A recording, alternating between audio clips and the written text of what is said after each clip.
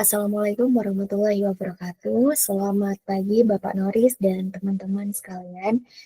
Di sini kami dari kelompok 3 ingin mempresentasikan hasil dari diskusi kami mengenai analisis transaksi ekspor-impor, regulasi pembayaran dan pembiayaan syariah.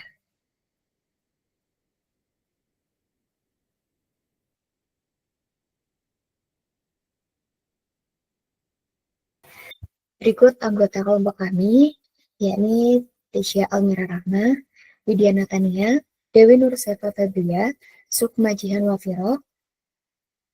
Selanjutnya yakni Ardhatul Munawwaroh, Dian Nurrohmatika, serta Rian Bagasatrio.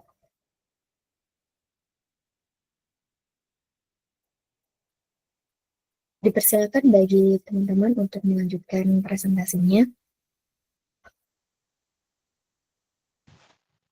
Baik,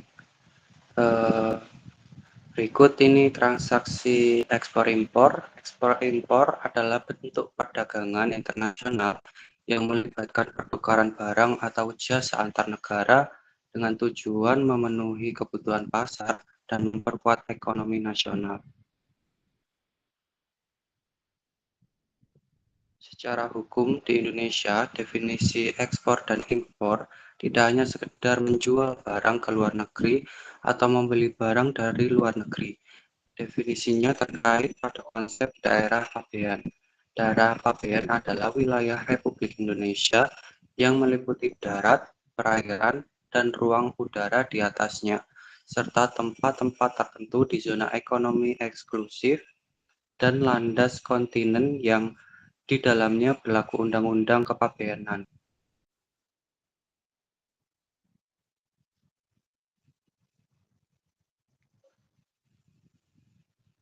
Menurut Undang-Undang Nomor 17 Tahun 2006 tentang Kepabeanan, ekspor adalah kegiatan mengeluarkan barang dari daerah pabean, misalnya ketika sebuah barang dimuat ke dalam kapal atau pesawat di pelabuhan dengan tujuan akhir ke negara lain, maka kegiatan mengeluarkan barang dari wilayah Indonesia yang disebut ekspor.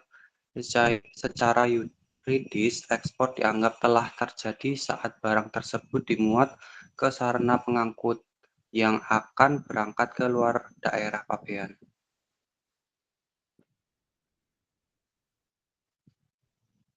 Selanjutnya, definisi impor adalah kebalikannya, yaitu kegiatan memasukkan barang ke dalam daerah pabean. Misalnya ketika sebuah perusahaan di Surabaya membeli mesin dari Jerman dan mesin tersebut tiba di pelabuhan Tanjung Perak, maka kegiatan memasukkan mesin itu ke dalam wilayah Indonesia adalah kegiatan impor. Barang impor tersebut akan terutang bea masuk yang pungutan negara yang dikenakan terhadap barang impor. Selanjutnya akan dijelaskan oleh rekan saya.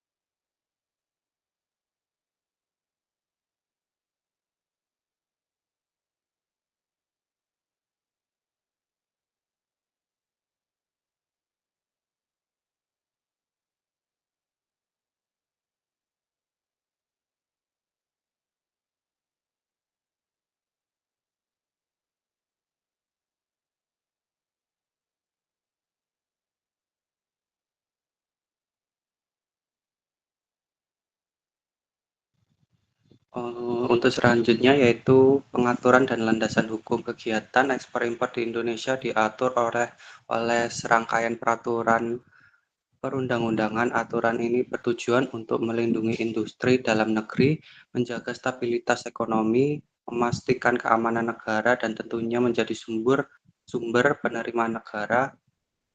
Pertama, Undang-Undang Kepabeanan.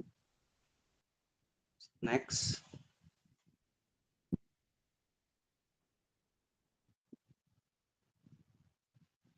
Yang kedua ada Undang-Undang Perdagangan.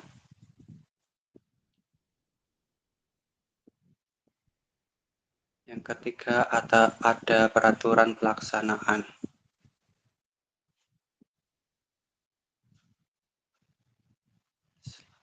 Selanjutnya bisa dijelaskan oleh rekan saya.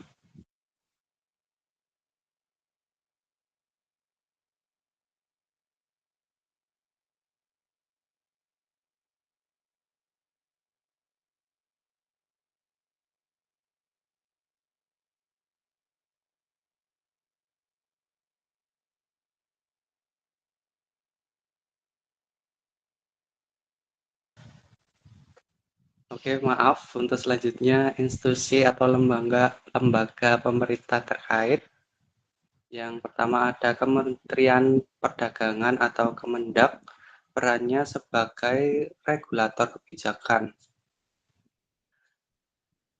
Lalu di Direktorat terkait Direktorat Jenderal Perdagangan Luar Negeri. Selanjutnya Kementerian Keuangan, Kemenku, Direktorat Jenderal Bea dan Cukai, perannya sebagai operator dan pengawas di lapangan, serta tugas utamanya memungut bea masuk, bea keluar, dan pajak-pajak terkait.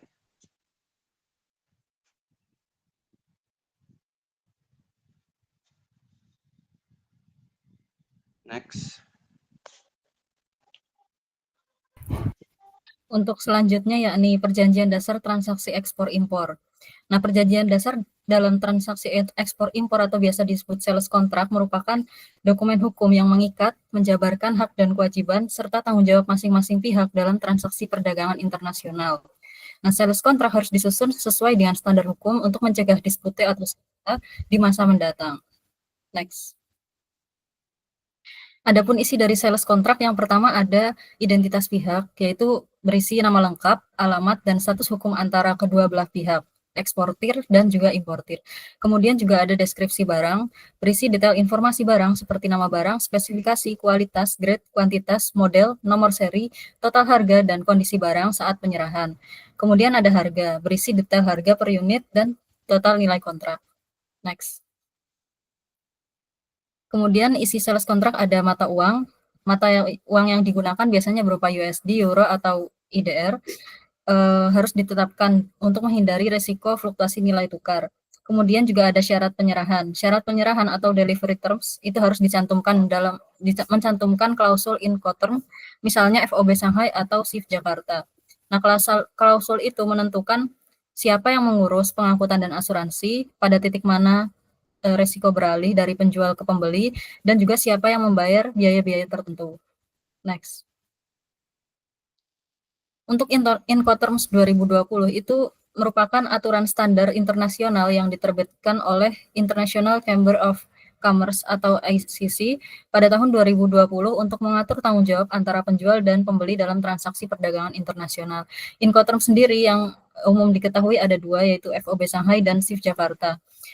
Definisinya untuk yang FOB Shanghai itu penjual bertanggung jawab atas barang sampai dimuat ke atas kapal di pelabuhan Shanghai, dan CF Jakarta, penjual menanggung biaya pengangkutan dan asuransi sampai barang tiba di pelabuhan Jakarta.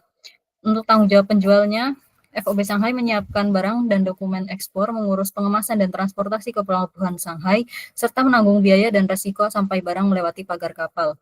Kemudian untuk CF Jakarta, menyiapkan dan mengemas barang, mengurus ekspor dan pengiriman laut ke Jakarta, serta menyediakan asuransi minimum untuk melindungi barang selama perjalanan. Kemudian dari segi tanggung jawab pembeli, untuk FOB Shanghai, itu pembeli menanggung biaya dan resiko setelah barang dimuat ke kapal, serta mengatur dan membayar pengangkutan laut, asuransi, bea masuk, dan pengiriman lanjutan ke tujuan akhir. Sementara untuk CIF Jakarta, menanggung resiko setelah barang tiba di pelabuhan, serta mengurus bea masuk, bongkar muat, dan pengiriman ke lokasi akhir. Untuk titik peralihannya, untuk FOB Shanghai saat barang dimuat ke kapal di Shanghai, kemudian untuk CAF Jakarta itu saat barang tiba di pelabuhan Jakarta. Untuk biaya pengangkutannya, FOB Shanghai ditanggung pembeli, dan untuk CAF Jakarta ditanggung penjual. Dan asuransinya juga untuk FOB Shanghai opsional dan CAF Jakarta wajib oleh penjual. Next. Kemudian dari segi kontrol logistik untuk FOB Shanghai itu lebih besar di tangan pembeli.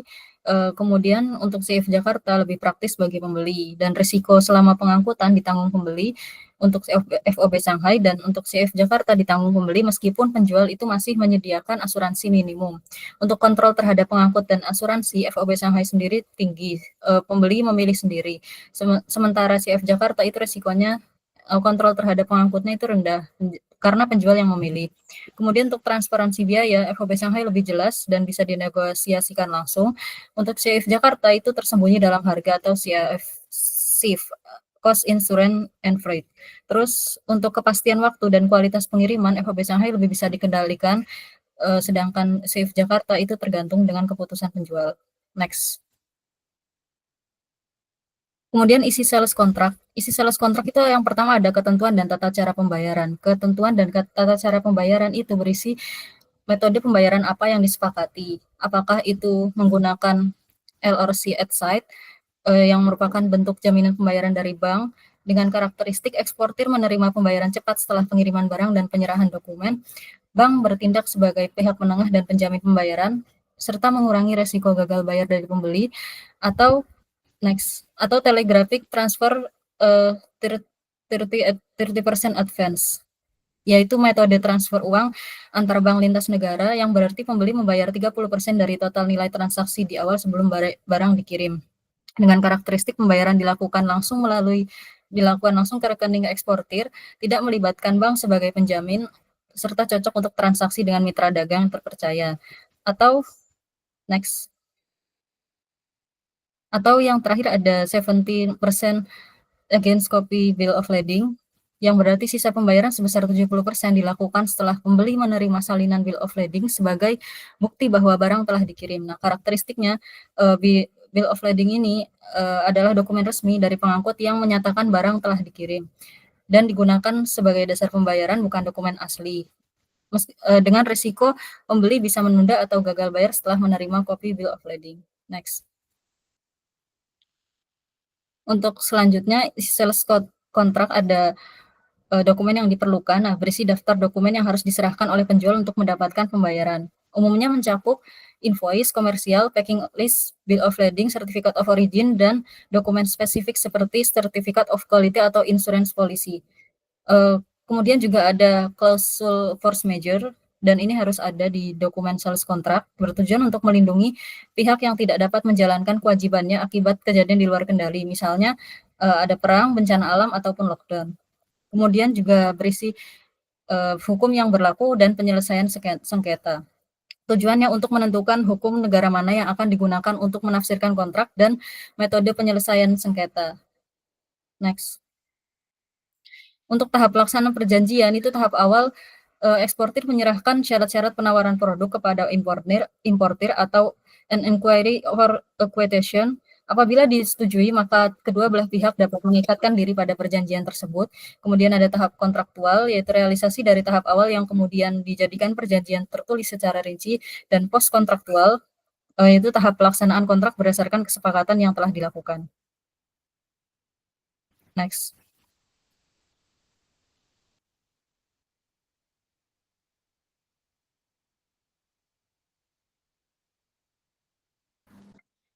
Yang selanjutnya yaitu metode pembayaran ekspor dan impor. Dan internasional ada beberapa metode pembayaran yang umumnya digunakan penjual dan pembeli. Yang pertama yaitu advance payment atau pembayaran di muka, di mana metode ini merupakan metode pembayaran dalam transaksi ekspor impor, di mana importir diwajibkan membayar lebih dulu sebelum barang dikirim oleh eksportir. Bagi eksportir, sistem ini sangat menguntungkan karena mereka sudah menerima pelunasan sebelum pengiriman barang dilakukan. Namun bagi importir, sistem ini memiliki resiko yang besar, sebab jika barang tidak dikirim sesuai kesepakatan, importir bisa mengalami kerugian. Kemudian yang kedua ada open account atau perhitungan kemudian. Nah, open account ini adalah metode pembayaran dalam perdagangan internasional di mana eksportir mengirimkan barang lebih dulu, sementara pembayaran dari importir dilakukan setelah sesuai kesepakatan yang telah ditentukan bersama. Sistem ini lebih menguntungkan bagi importir karena mereka bisa menerima barang lebih dulu, namun cukup risiko bagi eksportir karena pembayaran bisa baru diterima setelah barang itu sampai. Kemudian collection adalah metode pembayaran di mana eksportir mengirimkan barang lebih dulu, kemudian menagih pembayaran kepada importir dengan menyertakan dokumen pengapalan dan wesel. Dalam sistem ini terdapat dua jenis cara pembayaran, yaitu dokumen against payment, yaitu dokumen ekspor baru diserahkan kepada importir setelah kewajiban pembayarannya dilunasi. Kemudian yang kedua yaitu dokumen against acceptance, yaitu dokumen ekspor diserahkan kepada importir setelah importir menyetujui wesel atau janji pembayaran yang ada pada waktu yang telah ditentukan. Kemudian ada letter of credit. Letter of credit ini adalah metode pembayaran dalam transaksi ekspor-impor di mana eksportir menerima pembayaran ketika barang dikirim bersamaan dengan dokumen pendukung. Sementara itu, importir melakukan pembayaran setelah menerima dokumen pendukung atau barang yang dikirim. Sistem pembayaran ini dianggap paling aman karena melalui letter of credit kepentingan eksportir maupun importir sama-sama terlindungi.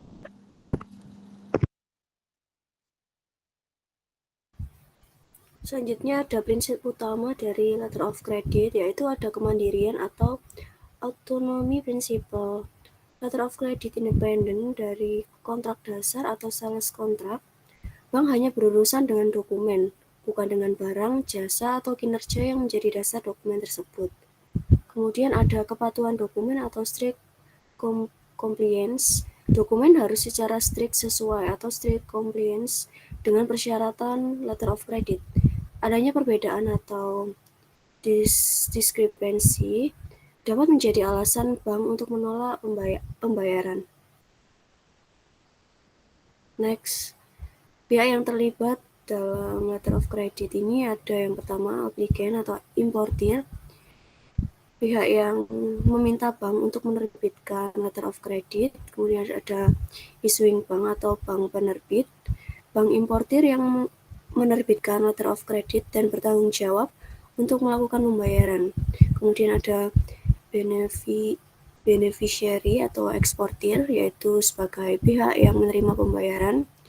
Kemudian ada advising bank di negara eksportir yang meneruskan letter of credit kepada beneficiary dan verifikasi keasliannya. Confirming bank atau bank penjamin, itu opsional.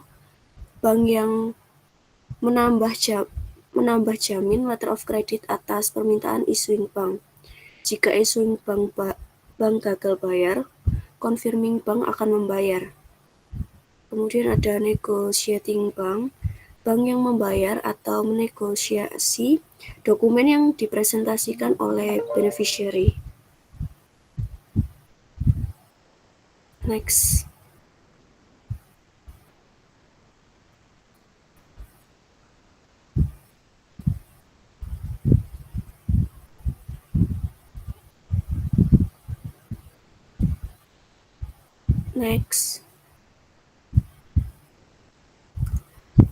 Kemudian ada jenis-jenis letter of credit. Yang pertama ada signs letter of credit, yaitu pembayaran dilakukan secara segera at signs setelah dokumen yang sesuai dipresentasikan. Usage letter of credit, yaitu pembayaran dilakukan dalam jangka waktu tertentu, misalnya 30, 60, 90 hari setelah dokumen dipresentasikan atau setelah tanggal pengapalan. Ini pada dasarnya adalah fasilitas kredit dari bank kepada importir. Ini ada recoverable vs irrevocable, yaitu hampir semua letter of credit adalah irrevocable, artinya tidak dapat dibatalkan atau diubah tanpa persetujuan semua pihak. Kemudian ada confirmed letter of credit, yaitu letter of credit yang dijamin oleh bank selain issuing bank atau confirming bank. Biasanya digunakan jika terdapat kekhawatiran terhadap risiko politik atau ekonomi di negara importir.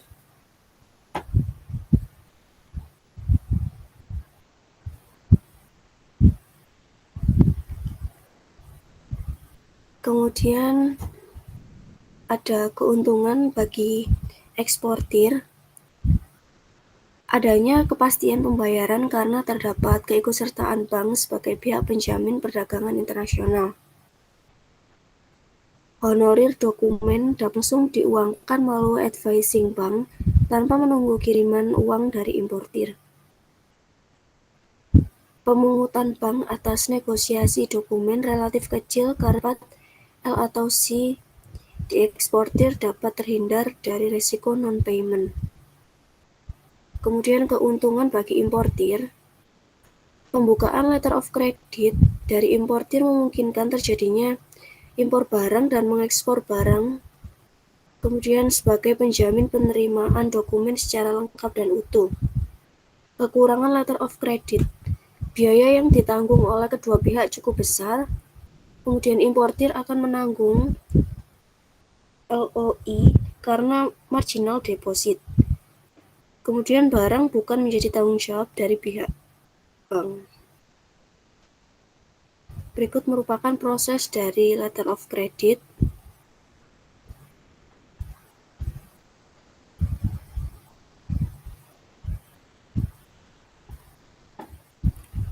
Selanjutnya dilanjutkan oleh rekan saya.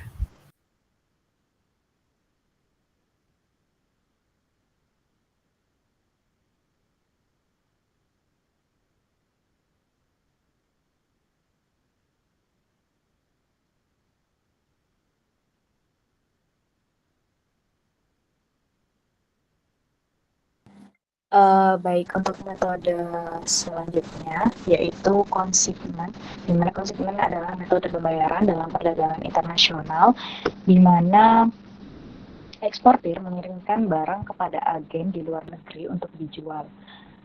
Pembayaran baru ini dilakukan setelah barang tersebut berhasil terjual oleh agen. Dengan sistem ini, eksportir menanggung resiko lebih besar karena belum tentu semua barang terjual. Namun, importir atau agen memiliki keuntungan karena tidak perlu membayar di muka. Selanjutnya akan dilanjutkan oleh teman saya.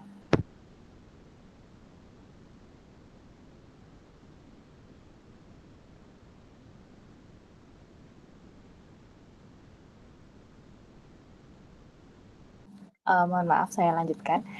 Untuk cara pembayaran lain berdasarkan kesepakatan importir dan eksportir. Jadi selain pembayaran yang tadi telah dijelaskan, terdapat pula cara pembayaran lain dalam transaksi ekspor-impor ini yang umum digunakan dalam perdagangan internasional. Nah, beberapa di antaranya adalah barter atau pertukaran barang dengan barang. Nah, dan selanjutnya ada perdagangan lintas batas atau cross-border trade yang dilakukan sesuai kesepakatan kedua belah pihak.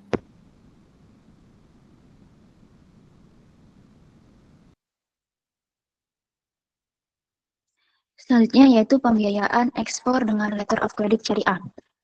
Letter of credit ekspor syariah merupakan instrumen pembiayaan perdagangan internasional berupa surat pernyataan yang diterbitkan oleh bank dengan isi pernyataan dari importir yang akan membayar kepada eksportir atas barang yang dipesannya dengan menggunakan akad-akad sesuai prinsip syariah, yaitu tanpa riba, gharar, dan maisir. Selanjutnya adalah akad letter of credit ekspor sesuai syariah.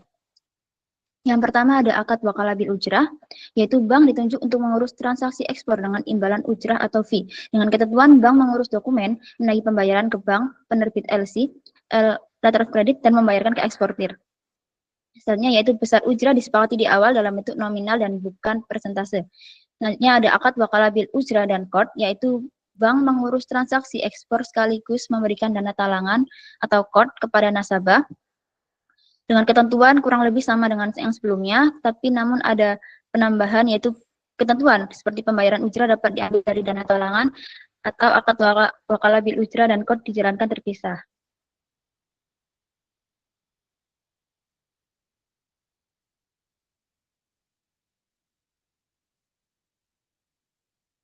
Selanjutnya ada akad wakala bil ujrah dan mudharabah, yaitu bank mengurus transaksi ekspor dan menyediakan dana untuk produksi dengan pembagian keuntungan. Ketentuannya kurang lebih sama seperti yang sebelumnya dan ada penambahan ketentuan yaitu dana dari bank penerbit letter of credit digunakan untuk ujrah, pengembalian dana mudharabah, dan pembayaran bagi hasil. Dan besar ujrah disepakati di awal dalam bentuk nominal tetap dan bukan persentase.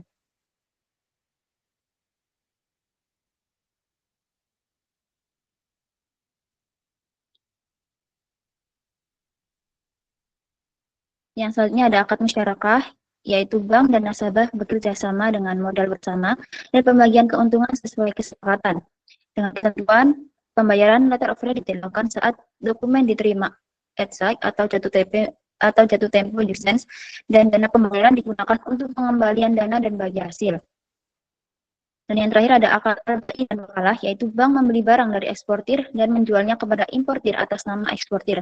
Dengan ketentuan yaitu bank membeli barang dari eksportir, lalu menjual barang kepada importir dan membayar eksportir setelah barang dikirim. Dan pembayaran letter of credit dilakukan saat dokumen diterima at-site atau jatuh tempo license.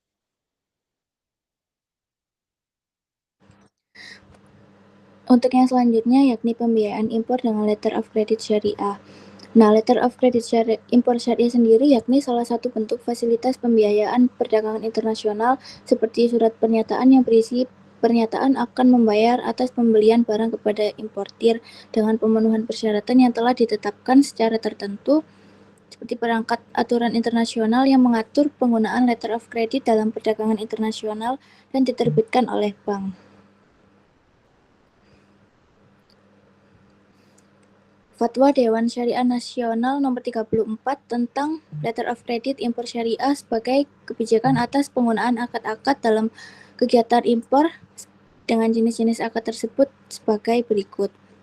Yang pertama yakni wakalat bil ujrah, yaitu pelimpahan wewenang oleh pihak pertama kepada pihak kedua untuk melaksanakan suatu hal atas nama pihak pertama, yang mana kepentingan dan tanggung jawab sepenuhnya berada pada pihak pertama. Kemudian yang kedua yakni akad wakalah bil ujrah, yaitu nasabah memberikan kuasa kepada bank syariah untuk mewakilinya dalam membuka dan mengurus pembayaran letter of credit kepada eksportir dengan imbalan berupa fee jasa yang telah disepakati. Yang ketiga yakni qoroh, yaitu meminjamkan uang kepada orang lain yang dapat ditagih tanpa mengharap adanya imbalan di dalamnya. Kemudian yang keempat murabahah, yaitu transaksi dagang sesuai harga asal dengan menambahkan keuntungan yang telah disepakati. Next. Yang kelima yakni salam atau istisyah, yaitu akad jual beli dengan pembayaran di muka atau bertahap, kemudian barang diserahkan. Kemudian mudarabah, yaitu akad kerjasama antara dua pihak di mana pihak pertama memiliki peran sebagai penyedia modal, sedangkan pihak kedua sebagai pengelola modal dengan pembagian keuntungan yang telah disepakati. Kemudian yang selanjutnya musyarakah, yaitu kerjasama bank dan importir sama-sama memberi modal untung rugi sesuai dengan porsi modal. Yang selanjutnya akad wakalah bil ujrah dan mudarabah, yaitu bank syariah sebagai wakil dan sebagai penyedia modal dalam transaksi impor. Dan yang terakhir, hawalah, yaitu pengalihan suatu utang dari seseorang kepada orang lain sebagai orang yang wajib menanggung utang tersebut. Selanjutnya akan dijelaskan oleh rekan saya. Untuk selanjutnya yakni analisis kelebihan dan kelemahan dari letter of credit konvensional, letter of credit syariah.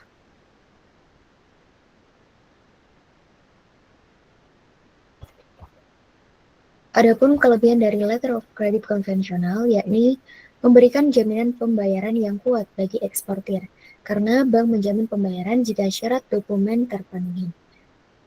Selanjutnya yakni diakui secara internasional dan sudah sangat mapan digunakan, mengurangi risiko non-payment bagi eksportir. Kelemahannya yakni biaya administrasi dan provisi relatif tinggi ditanggung eksportir maupun importir. Importir menanggung LOI atau Letter of Indemnity atau Marginal Deposit, sehingga beban modal awal cukup besar. Bank tidak bertanggung jawab atas kualitas atau perusakan barang dan hanya berfokus pada kelengkapan dokumen saja. Selanjutnya, Letter of Credit Syariah. Kelebihannya yakni menggunakan akad sesuai syariah, contohnya wakalah bil ujrah, qoroh, dan mudarabah. Tidak mengenal bunga, tetapi ujrah atau imbalan jasa yang disepakati di awal. Mengedepankan prinsip bagi hasil atau profit loss sharing sesuai syariat Islam. Memberikan peluang bagi pelaku usaha muslim untuk tetap terlibat dalam perdagangan internasional tanpa meninggalkan prinsip syariah. Untuk kelemahannya sendiri, yakni regulasi hukum LOC syariah di Indonesia belum sekuat LOC konvensional, dan masih bergantung pada Fatwa DSN MUI nomor 34 dan 35 tahun 2002. Implementasinya terbatas, tidak semua bank devisa luar negeri menyediakan layanan LOC syariah, dan beberapa masalah teknis pembiayaan ekspor-impor belum sepenuhnya tercakup oleh fatwa yang ada.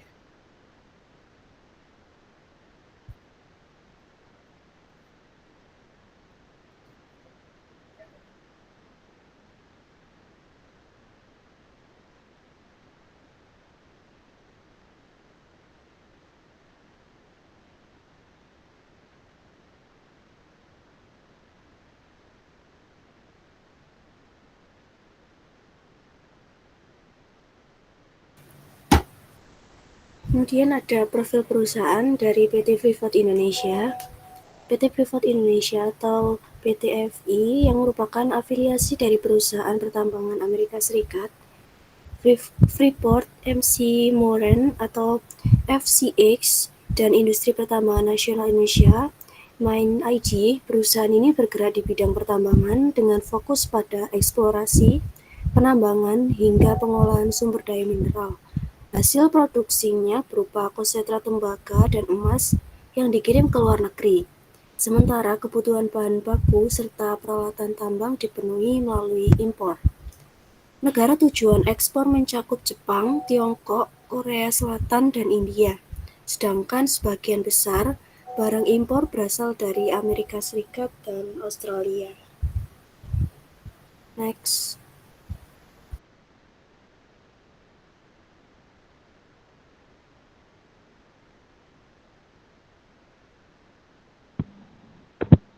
Baik saja, yaitu latar belakang transaksi. Jadi di PT Freeport ini yang pertama ada kebutuhan pasar global terhadap tembaga, emas, dan perak.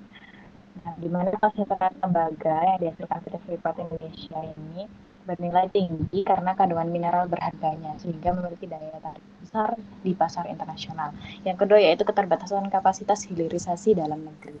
Meskipun sebagian konsentrat ini dikirim ke pabrik peleburan di Gresik, yaitu smelter itu, kapasitas nasional ini masih belum mencukupi untuk menyerap seluruh hasil produksi. Oleh karena itu, sebagian besar konsentrat harus diekspor ke luar negeri. Kemudian ada pemenuhan kontrak karya dan peraturan pemerintah, di mana ekspor dilakukan dalam kerangka kerja sama antara PT Freeport Indonesia dan pemerintah Republik Indonesia dengan kewajiban membayar biaya ekspor serta royalti sesuai ketentuan Kementerian Keuangan. Kemudian ada peluang bisnis dan kontribusi ekonomi, di mana ekspor konsentrat menjadi salah satu sumber pemasukan penting bagi perusahaan sekaligus banyak berkontribusi bagi penerimaan negara melalui pajak, biaya ekspor, dan royalti. Kemudian ada keterjaminan kualitas dan transparansi transaksi. Proses pengiriman konsentrat ini diawasi oleh instansi pemerintah seperti Bea Cukai, Kementerian Perdagangan, Syahbandar dan Metrologi, serta surveyor independen seperti Sukovindo untuk memastikan transparansi, keadilan nilai transaksi, dan akurasi penyampaian.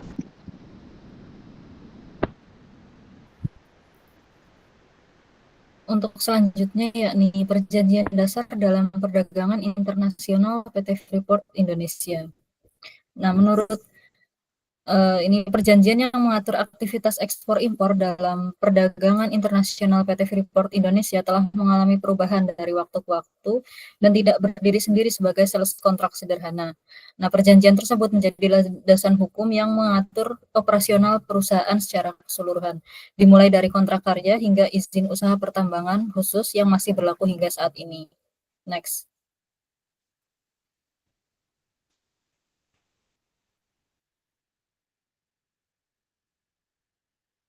Next. Untuk yang pertama ada fase era kontrak karya. Kontrak karya adalah perjanjian hukum antara pemerintah Indonesia dengan PT FI atau Freeport Indonesia yang bersifat setara, di mana PT FI bertindak sebagai kontraktor pemerintah. Ada kontrak karya 1 dan juga kontrak karya 2. Yang kontrak karya 1 itu ditandatangani di era awal Orde Baru di bawah Presiden Soeharto. Kemudian untuk kontrak karya 2 itu setelah penemuan cadangan raksasa Grasberg Papua, kontrak karya kedua ditandatangani. Next. Nah, pada era kontrak karya ada hak ekspor juga. Dalam kontrak karya ini, PT FI memiliki jaminan hukum dan perlindungan investasi termasuk hak untuk mengekspor produknya, yaitu konsentrat tembaga. Kontrak ini bersifat nailed down atau mengikat, artinya hak-hak yang diberikan termasuk ekspor tidak bisa diubah oleh peraturan baru yang diterbitkan pemerintah. Kemudian untuk produk yang diekspornya, ada produk utama yang diekspor pada saat itu dan adalah konsentrat tembaga, yaitu pasir halus hasil olahan biji tambang yang mengandung tembaga. Next.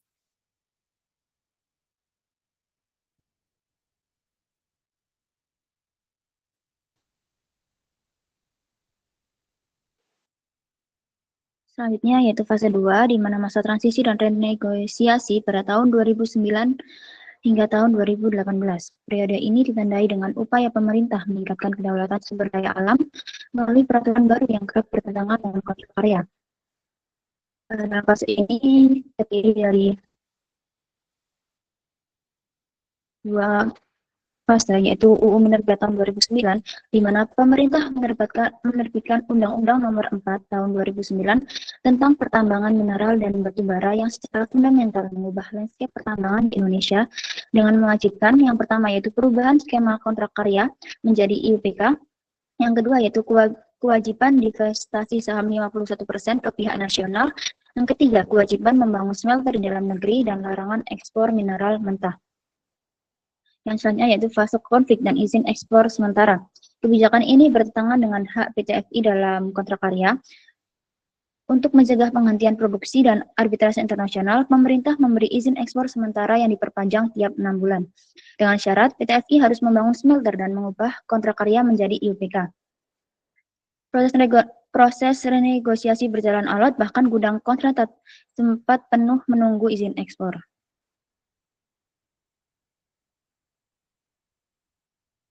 Selanjutnya fase 3 yaitu era izin usaha pertambangan khusus atau IUPK pada tahun 2018 hingga sekarang. Pada tanggal 21 Desember 2018, setelah negosiasi panjang, Indonesia melalui BUMN PT Inalum kini disebut Main ID, mengakuisisi 51,23% saham PT FI yang mengubah dasar hukum operasi PT FI. Pada masa peralihan ke IUPK, kontrak karya resmi berakhir dan diganti IUPK dengan kepastian operasi hingga tahun 2041. Dalam skema ini, PT FI bukan lagi mitra setara pemerintah, melainkan pemegang izin yang tunduk penuh pada regulasi Indonesia. Selanjutnya pada masa relaksasi ekspor, meskipun Undang-Undang Minerba melarang ekspor konsentrat, pemerintah memberi perpanjangan izin ekspor sebagai penghargaan atas komitmen PT FI yang membangun smelter besar di Gresik. Izin ini akan berakhir setelah smelter beroperasi penuh pada tahun 2024.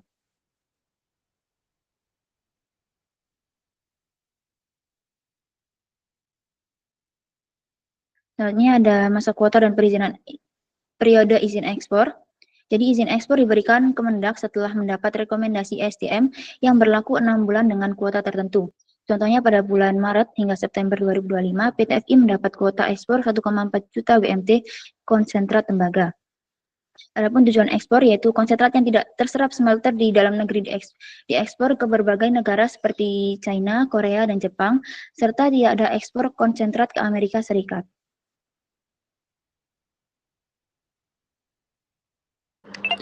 Untuk yang selanjutnya yakni prosedur transaksi. Yang pertama ada produksi dan persiapan barang. Yang kedua ada permohonan ekspor dan uji kadar. Yang ketiga ada pembayaran pihak luar dan PEB. Yang keempat ada pengawasan dan pemuatan kapal. Kemudian selanjutnya Certificate of Analysis and Invoice. Kemudian pengiriman dan finalisasi. Dan pelunasan serta royalti. Next. Adapun prosedur transaksi dari PT Freeport sendiri, langkah yang pertama yakni produksi dan persiapan barang. Batuan biji tambang diolah, digiling, diproses menjadi konsentrat tembaga, kemudian disimpan di gudang Amangpare. Langkah yang kedua yakni menerbitkan atau mengajukan surat permohonan pemuatan ekspor barang curah dan dilakukan uji kadar konsentrat oleh Sukovindo dan hasilnya berupa report of analysis. Langkah yang ketiga yakni pembayaran bea cukai, bea keluar, atau pajak, dan menerbitkan PIB atau pemberitahuan ekspor barang. Langkah yang keempat yakni adanya pengawasan oleh Bea Cukai dan Syah Bandar. Aparat Bea Cukai melakukan verifikasi dokumen dan pengawasan pemuatan. Syah Bandar dan Imigrasi memeriksa kapal untuk keselamatan dan kelayakan berlayar. Langkah yang kelima yakni pemuatan kapal dilakukan dengan alat konveyor dan timbangan bersertifikat Badan Meteorologi di Jayapura. Angka yang keenam yakni verifikasi kuantitas dan kualitas. Sukovindo mengambil kembali sampel dan mengeluarkan Certificate of Analysis yang menentukan kadar final untuk memperhitungkan bea keluar dan invoice. Dokumen terkait yakni Certificate of Analysis dan Professional Invoice. Langkah yang ketujuh yakni pengiriman ke tujuan. Sebagian konsentrat dikirim ke pabrik peleburan atau Gresik dan sisanya diekspor ke luar negeri. Sesampainya di pelabuhan tujuan, surveyor independen melakukan sampel kembali dan hasil analisa menjadi dasar final invoice. Lalu langkah selanjutnya yakni pelunasan dan royalti. Pembeli melunasi pembayaran berdasarkan final invoice, dikurangi profesional yang sudah dibayar, dan final invoice ini juga menjadi dasar perhitungan royalti ke pemerintah Indonesia sesuai kontrak karya. Next.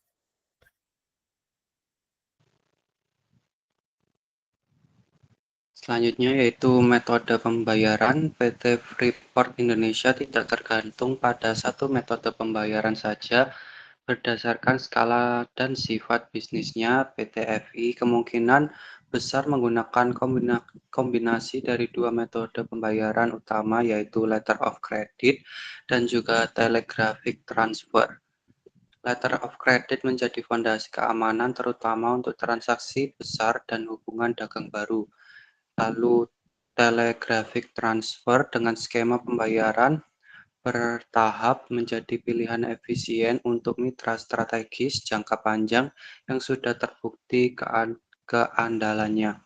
Strategi ini menjamin PT FI dapat mengamankan pendapatannya yang bernilai miliaran dolar setiap tahun, sekaligus menjaga hubungan baik dengan para pelanggannya di seluruh dunia. Saya kembalikan ke moderator. Terima kasih. Baik, terima kasih teman-teman atas penjelasannya. Untuk selanjutnya yakni sesi tanya jawab. Bagi teman-teman yang ingin bertanya bisa raise hand terlebih dahulu.